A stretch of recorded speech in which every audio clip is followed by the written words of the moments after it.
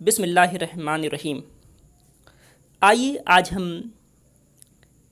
پڑھتے ہیں حسد کے متعلق، کیسے اس سے انسان بچے، کیسے اس سے اللہ کی پناہ مانگنی چاہیے۔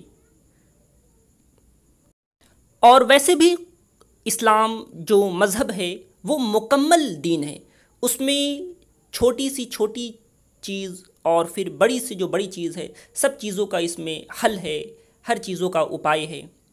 تو آئیے آج ہم لوگ حسد سے کیسے بچے اس کے بارے میں جانتے ہیں۔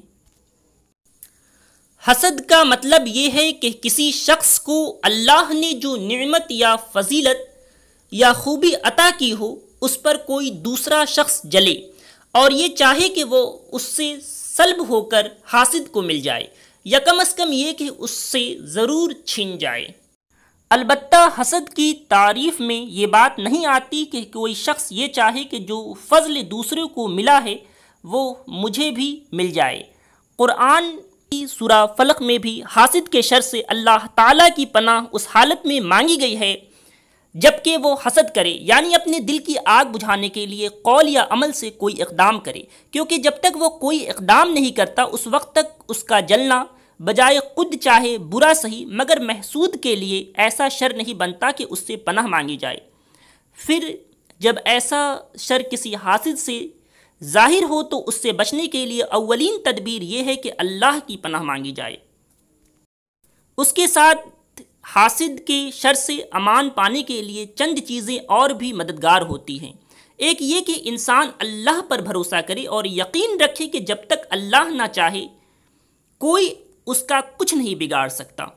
دوسرے یہ کہ حاسد کی باتوں پر صبر کرے، بے صبر ہو کر ایسی باتیں یا کارروائیاں نہ کرنے لگے جن سے وہ خود بھی اخلاقی طور پر حاسد ہی کی سطح پر آ جائے۔ تیسرے یہ کہ حاسد خواہ خدا سے بے خوف اور خلق سے بے شرم ہو کر کیسے ہی بیہودہ حرکتیں کرتا رہے، محسود بہرحال تقوی پر قائم رہے۔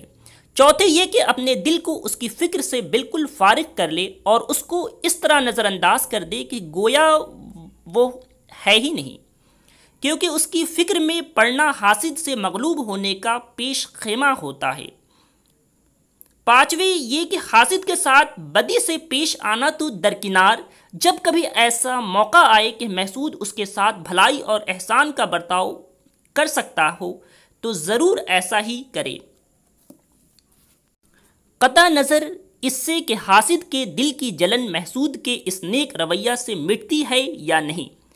چھٹے یہ کہ محسود توحید کے عقیدے کو ٹھیک ٹھیک سمجھ کر اس پر ثابت قدم رہے، کیونکہ جس دل میں توحید بسی ہوئی ہو اس میں خدا کے خوف کے ساتھ کسی اور کا خوف جگہ ہی نہیں پا سکتا۔